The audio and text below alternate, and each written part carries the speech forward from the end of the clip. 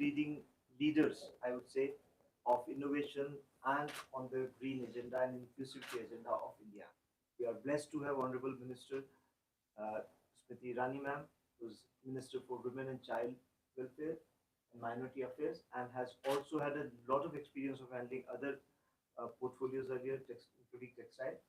I'll not go each panelist introduction at this moment. When they speak, I request them to please introduce yourself shortly. We have Parmeshwar Nair, sir, who is the CEO Niti, which is the think tank within the government to give the policy push to many areas, including circular economy.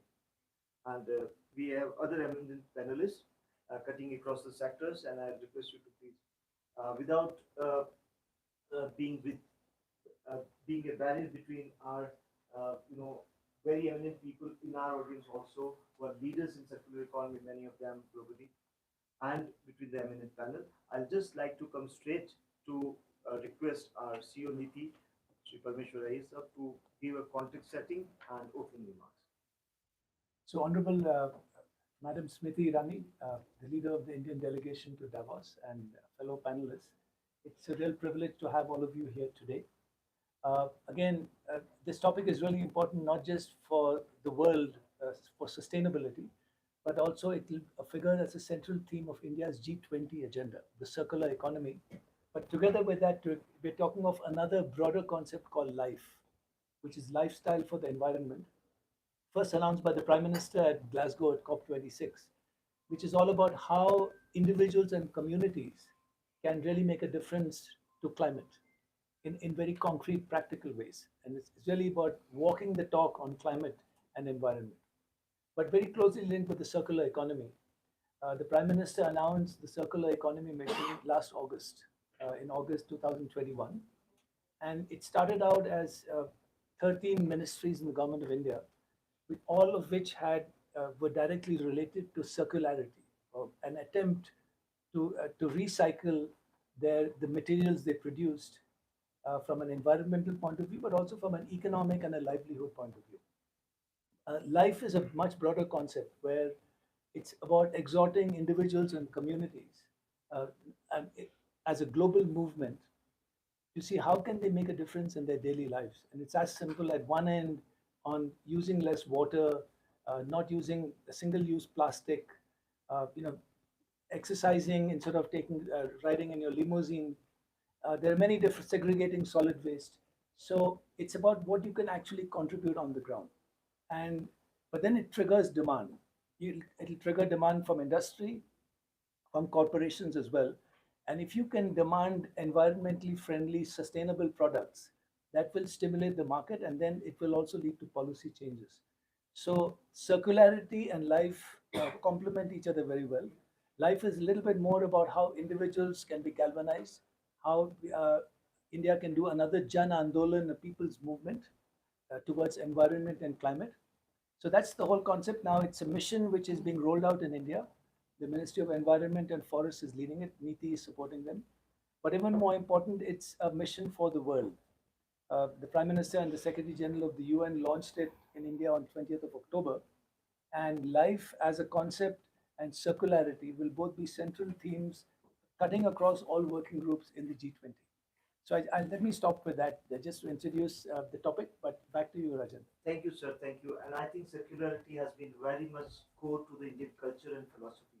When we talk about Panchabhuta, this is nothing but reminding us of the elements of life and giving them importance. Now I'll just request uh, Vibha Dhawan, who is DG Terry, to like we were just before this discussion discussing with CEO Niti that we want a lot of academic inputs and the framework to roll out this mission. As a academic institution, and you are also action oriented, what kind of role, institutions like you can play in bridging this knowledge gap in the policy making and the entire implementation? Thank you so much, and it's really a pleasure to be with such eminent panelists and yeah, discussing about this important topic. As you rightly mentioned, circularity is something which is engraved in the DNA of every Indian. If we look back, what we were practicing 40 years back, I suppose we never used the term, but we were practicing everything. Now, what is happening is on the name of development, and long back, Mahatma Gandhi said that India as a country cannot afford the way the West is living. But somewhere we started aping what is happening in the Western countries. And with the economic development, we had gone towards our economy, it became wasteful economy. And what when I say wasteful economy, somewhere it is that nothing is waste material. When we say how do we treat the waste, nothing is waste, it is wasted. And the moment you start putting value to it, and it is already there is a study which says that by 2030 the world economy of the wasted material can grow up to $3 trillion, and India alone perhaps can have 0.5 trillion. It's a big amount. And what it will generate, it is going to have impact on social, in terms of even generation, because it's not throwing things, it is how do you bring it back. And what I'll also like to acknowledge that government of India has also taken many steps along with European countries, and the resource efficiency cell has been set up in Ministry of Environment and Forest. And it is that you have to perhaps bring back those principles, and actually it will add value to the industry as well, because if you use every part of it, and I'll just bring another study which Terry has done, that was on biofuels. And we say biofuels economically perhaps they are not viable today, but the moment you take them as one of the byproducts and use every part, like Terry's study is on algae, so biofuel is only perhaps 20% as lipid. What do you do with remaining 80%? And it can feed as animal feed, you increase milk production, quality of milk, you go for bioplastic production, pigment production, everything which perhaps will improve the human life, right from health to getting natural products for immunity and so on. Thank you very much, Dr. Vibha, for those inputs. I'd just like to add on to you that Government of India's commitment is not only in bringing about this mission, but Government of India's resolve and Honorable Prime Minister's commitment at COP is reflected in the That's right. 2022. We have brought three important set of rules. One around the recycling of batteries, amended rules for plastic recycling, as well as e-waste management rules 2022. And also India has signed the Hong Kong Convention on ship recycling, and we brought a separate act in 2019. So next, While we are on this battery, I'll just like to add one. Like we are talking of EV, electric vehicles, and you require very powerful battery. But once you throw that battery, it still can serve for solar. So you use the same battery without discarding it. So that is where you have to find alternative uses.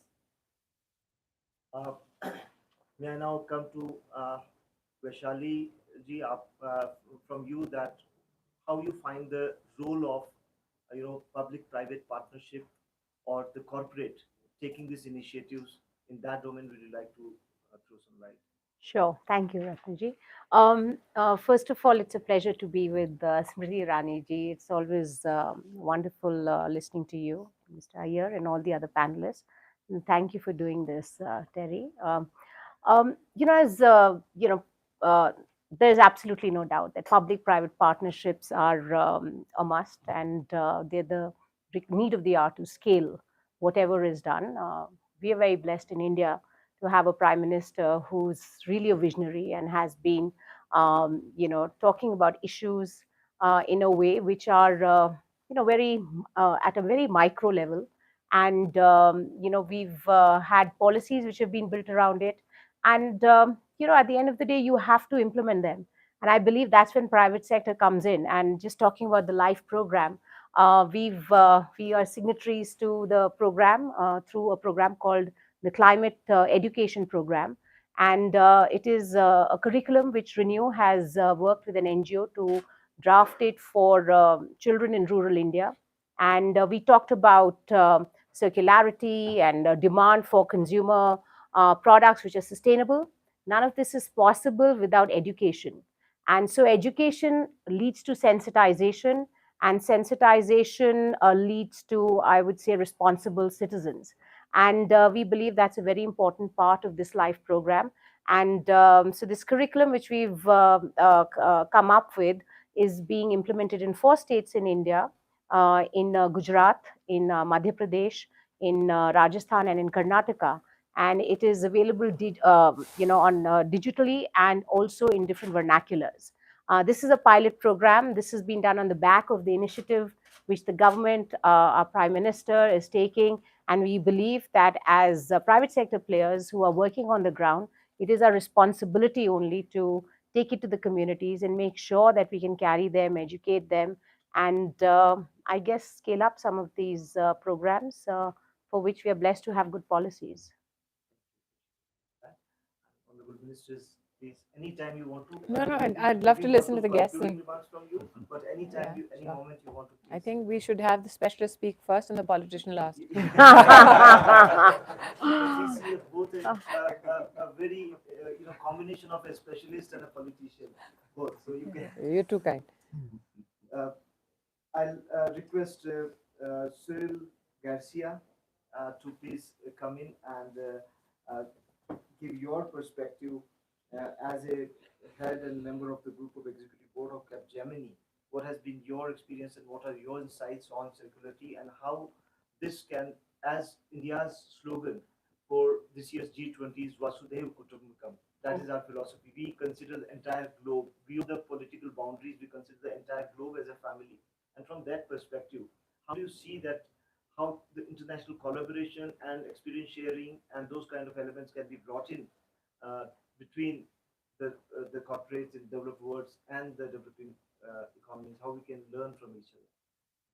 Thank you for this long, great question. So first of all, I'm delighted. I will try to pack it in less than 5 minutes, but I'm so delighted to be here. But Capgemini is a fantastic Indian and European company, or European Indian company. We don't know, but frankly, first, what we see in India and everywhere in the world is a fantastic social demand for circularity, not only for the Gen Z, but fantastic social demand, meaning for second life products. So there is necessity, and there is, this now very spontaneous social demand on the B2B space, because that's where the challenge is. We see a lot of traction. So my view is almost political and very radical. I think from a technological standpoint, we know how to build a platform. We are experimenting in the space domain with a strong partnership with AWS, how to recycle plain components. So that's where we have big challenges. So, but frankly, the platform are there, and I want to promote Capgemini, but my friend Salil at Infosys, Accenture, everyone knows how to handle it. I think the question is really on the criticality of resources. This is the number one topic. When we are, as we speak, promoting how to reduce emissions of tons of CO2, we should be more and more aware about the criticality of resources, about lithium, around graphite. And so this is key. And frankly, there are methodologies popping up, but frankly, the scarcity of resources is something that should worry everyone. And the second message is for you, madam, which is I think we need the political power at the global level, at the country level, to make sure that somehow circularity needs to be imposed. Because there's an opportunity, there is a fantastic economic challenge behind it, but that's a source of development, that's a source of growth. How to make some territories, some provinces, some departments able to develop it. I was mentioning the space, the aerospace development, but it's very true in shipping and some other heavy industry. So I think at some point, and we are all in Davos here to say, okay, it's time to accelerate. I think we need to be very specific on how the governments can help and give a framework on what do we do in each and every geographies with its pattern. So that's my view. And again, I repeat, I think the challenge is not on the technology side. We will be able to move and to be very specific for each and every industry. on the B2C, it's in the culture, there is this social demand. But I think now we need to have this trigger, this magic light from the economic, from the political power. It's okay, political forces to say, okay, we want to make it happen, and those are the conditions. And the conditions are not global because conditions are extremely specific for each and every country. Thank you very much for those thoughts and insights. And yes. Yeah. So now I'll request our WEF global head, Mr. Christian Koppos, for his remarks. And we see here that the overall global circularity or the resource recycling has come down to 7.2.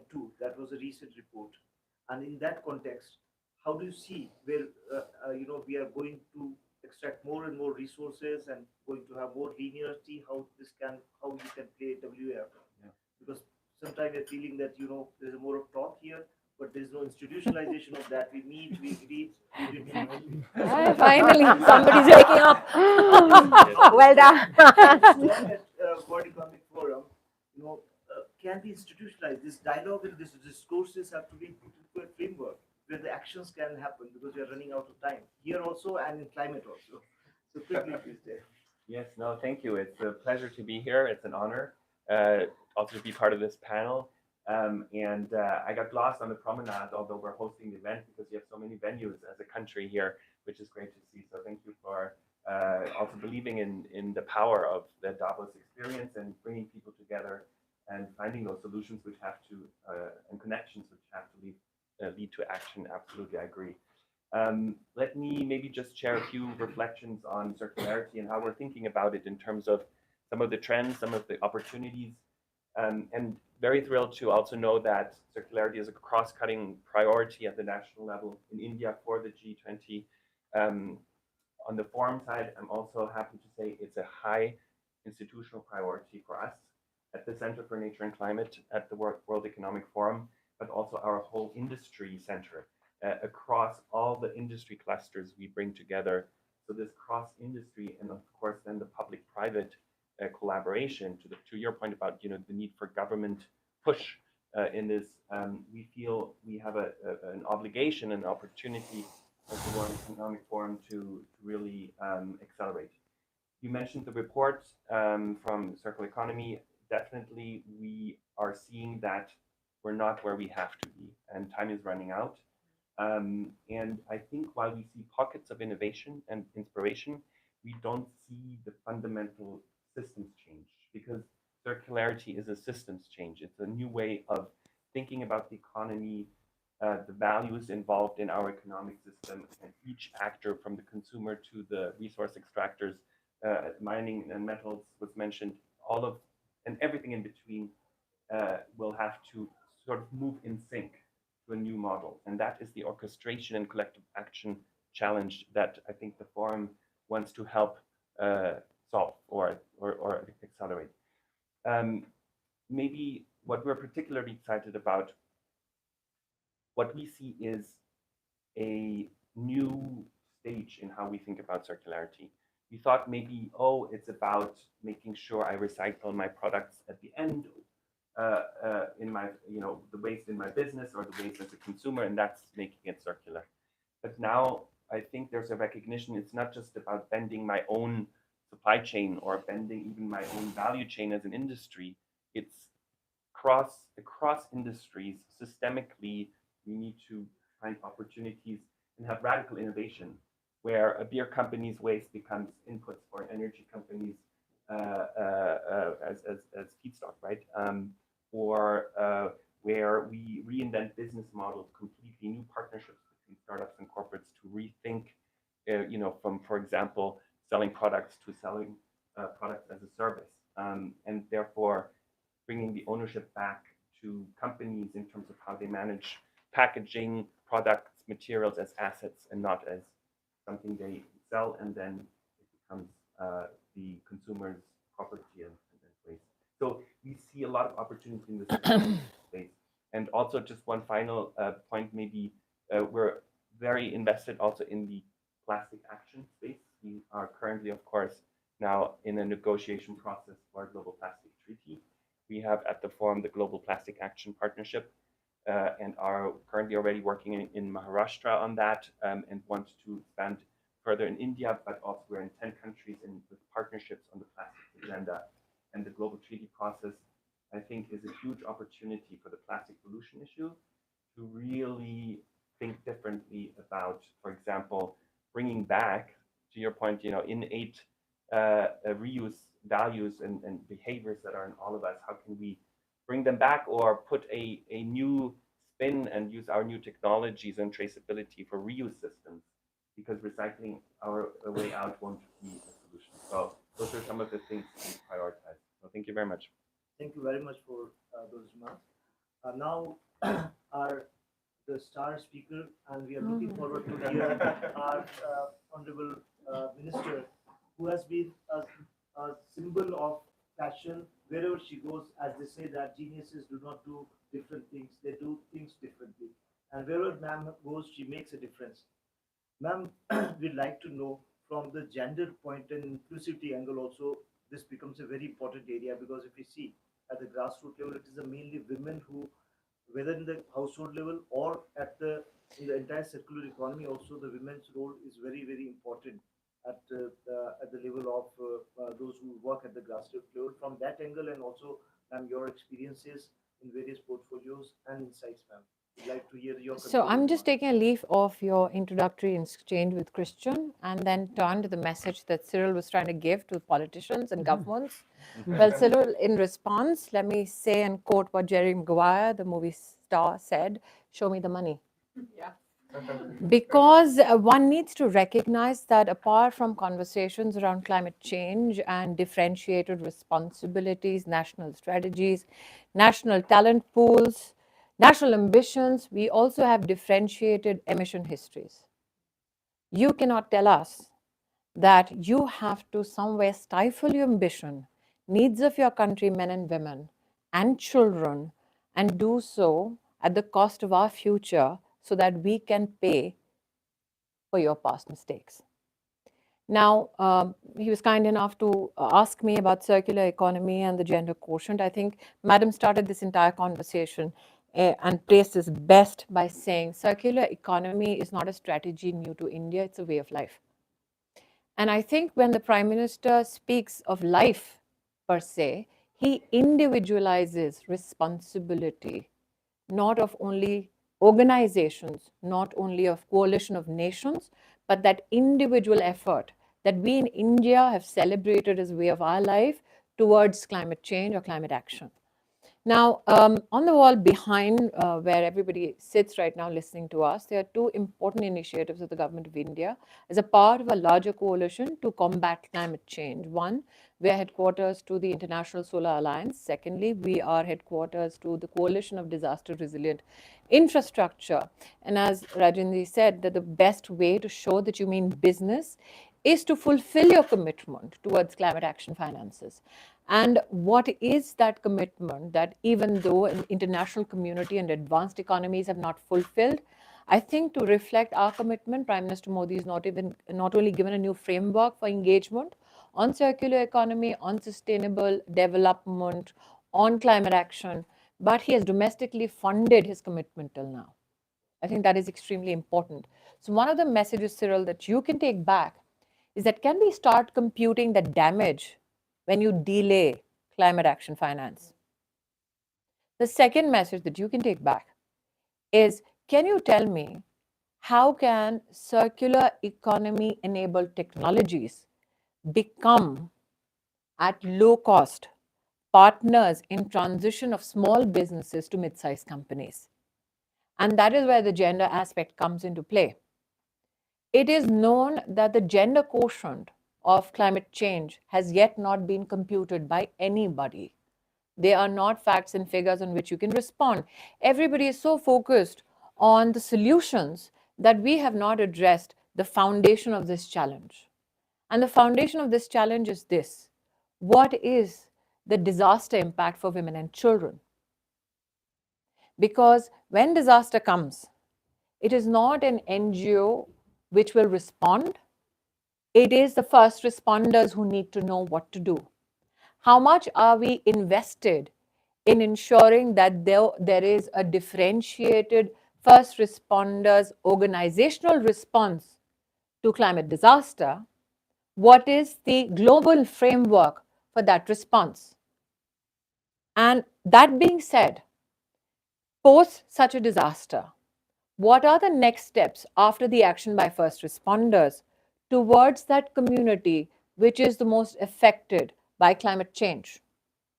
Because businesses in such an emergency will come last in terms of contributing to bringing that challenge to a solution.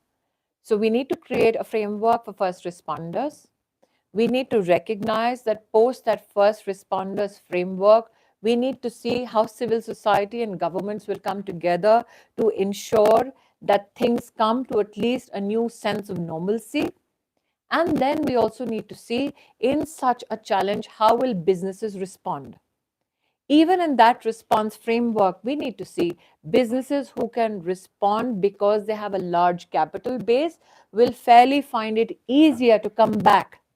What about businesses with low capital, high number of employee base? What happens to them?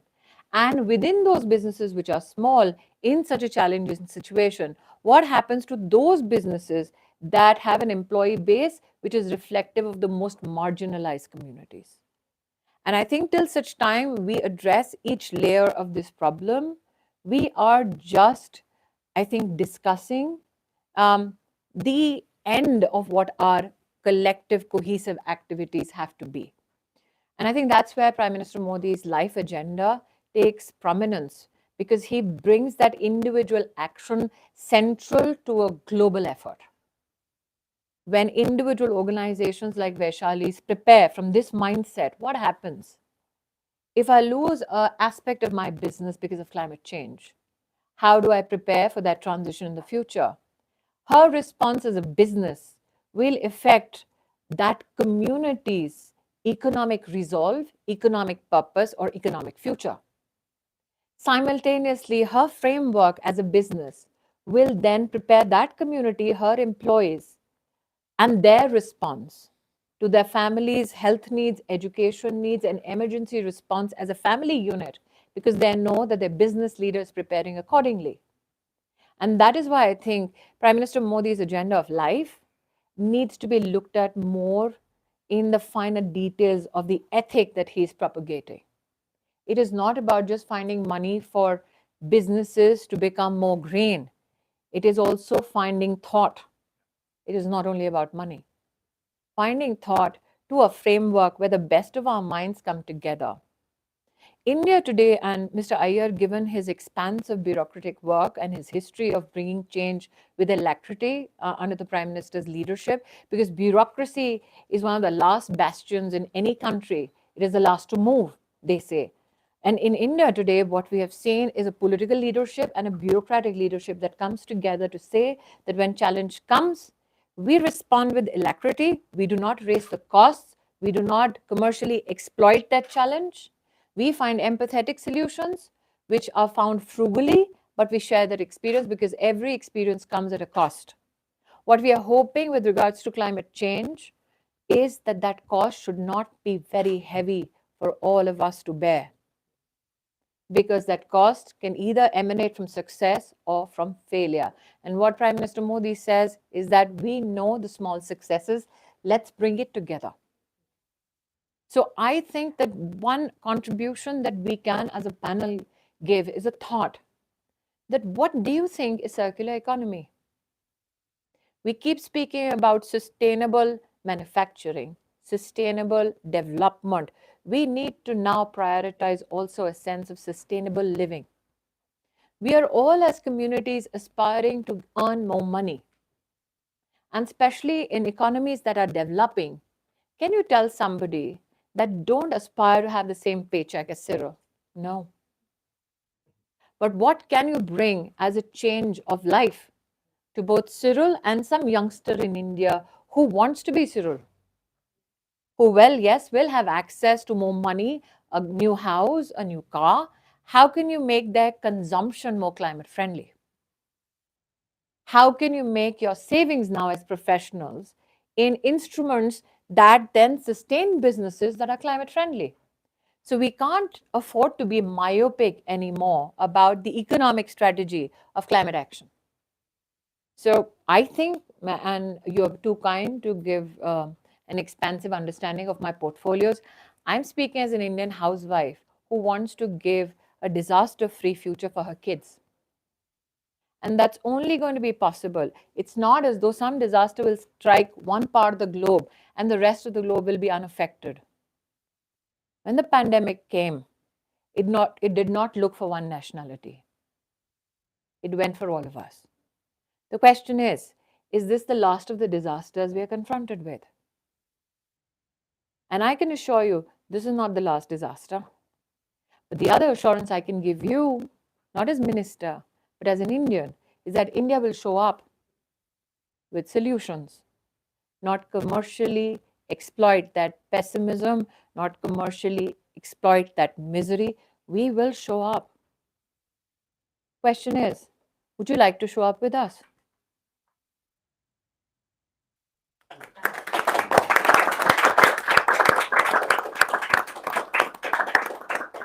Thank you, Madam Minister, for this assuring this thing that India will show up. And with this thought only, this India Sustainability Launch has been created, and we have brought some of those glimpse of those climate solutions here by our innovators.